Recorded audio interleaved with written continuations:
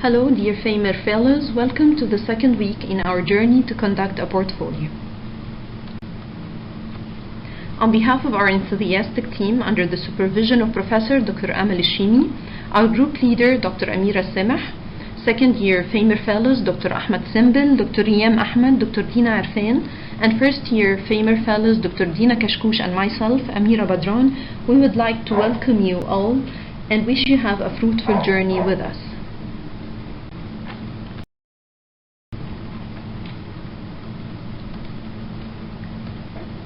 Last week, you were introduced to the meaning of portfolio and to the different forms of presentations that you could use in order to reflect on your previous experience.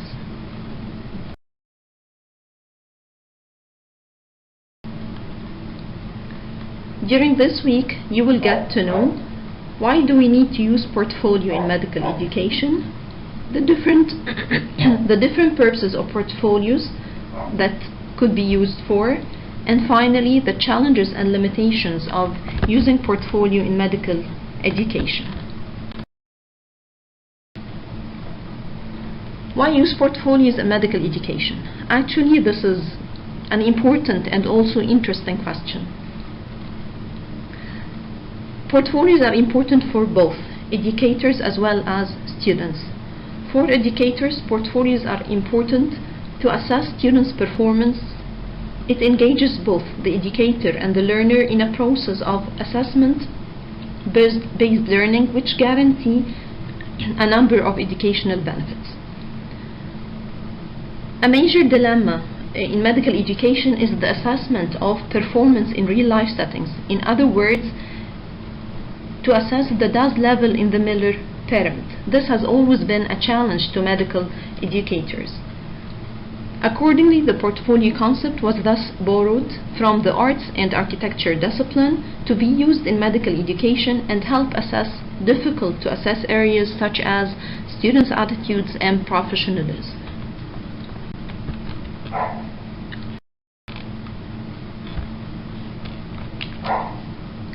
As for students, portfolios provide students with the tools to use higher order thinking skills, to solve complex problems, and to reflect on challenges they face on daily basis during their learning journey.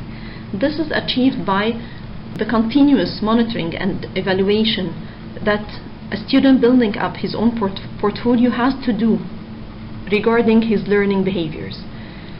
This is also achieved via the revisiting and revising of ideas over time. And finally, portfolios allows students to plan, to document, and to reflect on their specific learning activities.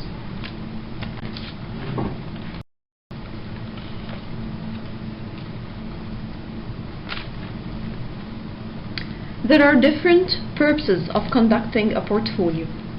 Portfolio could be conducted for student assessment or could be used for student assessment.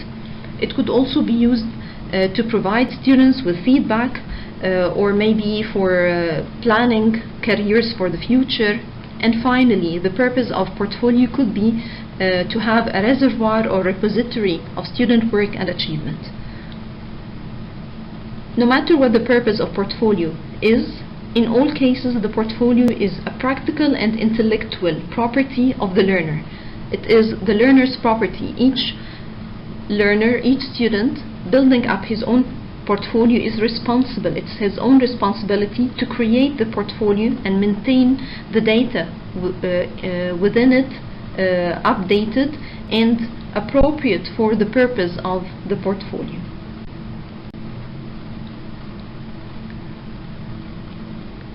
Student assessment portfolios are used for blending different forms of assessment. They could be used for formative and summative assessment, qualitative and quantitative assessment, personalized or standardized assessment, as well as authentic assessment.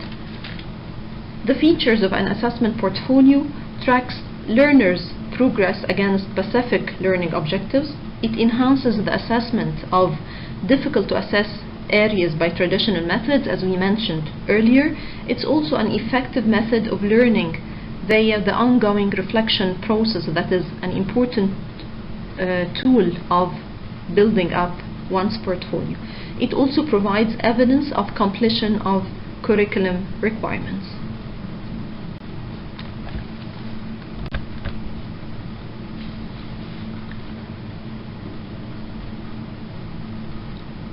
Portfolios that are conducted for the purpose of feedback are important.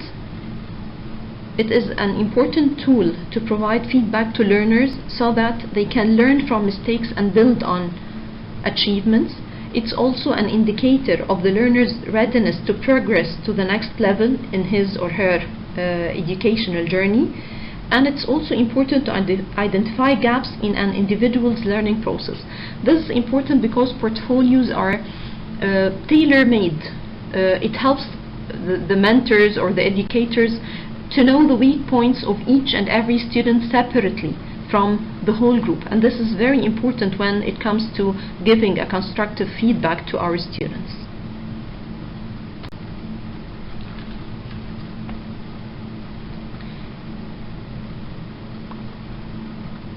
Portfolios that are used for or developed for the purpose of building up careers are important in selecting and making good choices.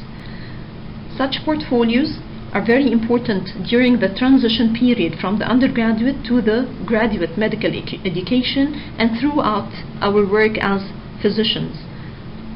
It's also a very important way or method of maintaining an up-to-date curriculum vitae. This is also very important for anyone who is planning to grow in his own career. It's also assist in the active and ongoing maintenance of competency going forward as a physician.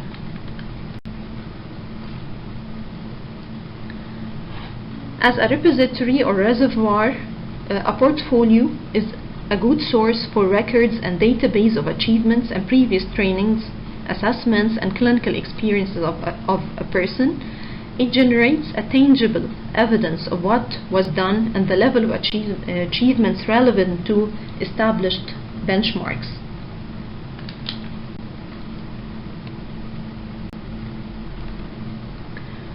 From all the previous discussions, it's clear why and how portfolio is an important tool for medical students.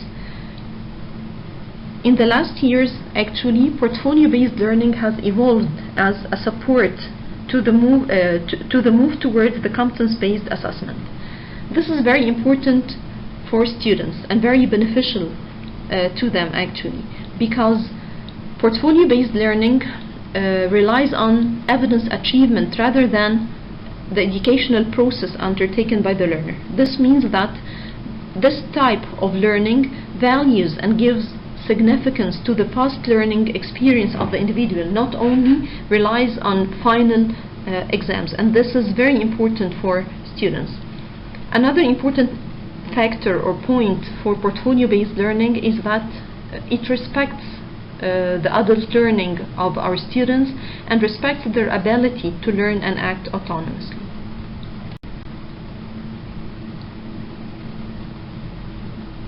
Another important aspect of portfolio for medical students is the enhancement of the interaction and effective communication between students and teachers. This is very important as well. Portfolio reminds students that learning is not a one-way process. No, it is a two-way process in which both the learner and the educator has to be engaged together. Another important aspect of portfolio is that it stimulates teachers to reassess teaching strategies. Actually, it challenges our traditional ways as educators. It challenges us to rethink about teaching and learning and assessment methods and to try to change and to be updated regarding these issues. Finally, and most importantly, portfolio stimulates the use of reflective strategies. By reflection, we mean the skill that provides students with the opportunity to look back on their behavior, to analyze their actions, think up for alternatives, and plan to place new ideas into action. In order to be able to do proper reflection, students should be very well trained on asking open-ended questions. This is an important skill and tool that any student who's going to build up his own portfolio must have. He has to learn how to keep on probing and asking open-ended questions such as, how can I improve my skills in certain areas? What roles did I avoid taking on and why? How can my contributions become more useful? How do I feel about these experiences?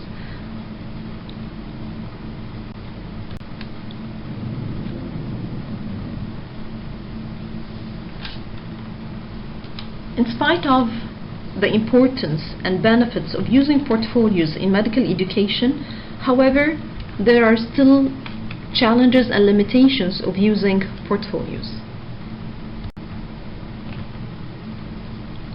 One of the challenges facing portfolios in medical education is working with a portfolio is time consuming. Yes, it is time consuming for both learners and mentors.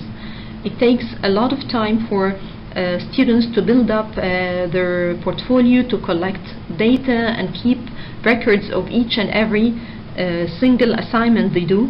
This needs a lot of time and a lot of effort, and also it needs a lot of time and effort from educators and teachers to keep track with all this work on an individual basis for each and every student. And that's why some learners and mentors raise the question of whether the credit awarded is proportionate to the time invested in building up a portfolio. However, this is more of a problem in postgraduate training and continuous medical education rather than in undergraduate education, and that's why so far portfolio has been used more extensively in the undergraduate education than in the postgrad. Another challenge that faces portfolio is deciding what constitutes good work and the uniformity of assessment between assessors. This is a real challenge for portfolio because assessment is to judge the quantitative and qualitative evidence, yet maintain reliability and validity of the judgment. This is a huge issue for portfolio. How can this be maintained? How could we as assessors judge the work and weigh the work in the same way without having any bias in this process? However, to overcome these challenges, there have been several suggestions that following standardized guidelines and training workshops for examiners of how to assess portfolio would mitigate this challenge to some extent. Finally, a very important limitation and challenge is whether the skills of the students would affect or influence the assessment. This is a very important question that has to be raised. Is it possible that students who are more talented or who are more trained on reflection or know how to present their work in a better way, would this affect the judgment of the educators and mentors? This is a real challenge because sometimes this may happen. Some students with less quality of work would be assessed in a better way just because they know how to do the thing in the right way.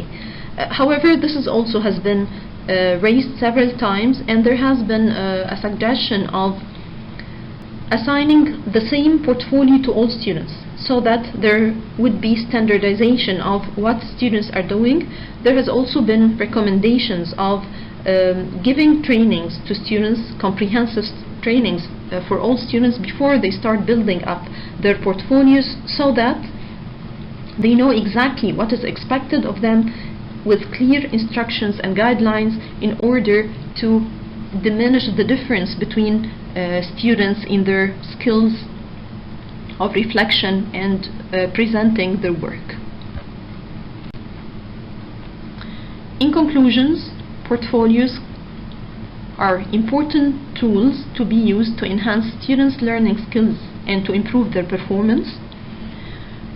They are important tools to be used to enhance students' learning skills and to improve their performance. They are important tools to be used to enhance students' learning skills and to improve their performance. They are important tools to be used to enhance students' learning skills and to improve their performance. An important point to be taken in consideration is that the primary aim of portfolio is not just to collect data and documents and records. No, the primary aim is to reflect on challenges and difficult situations and address a number of critical thinking skills. Finally, the key for success of implementing a portfolio relies on the training of both teachers and students as well. Thank you so much for your time and for your attention. Hope you enjoyed the session. See you next week.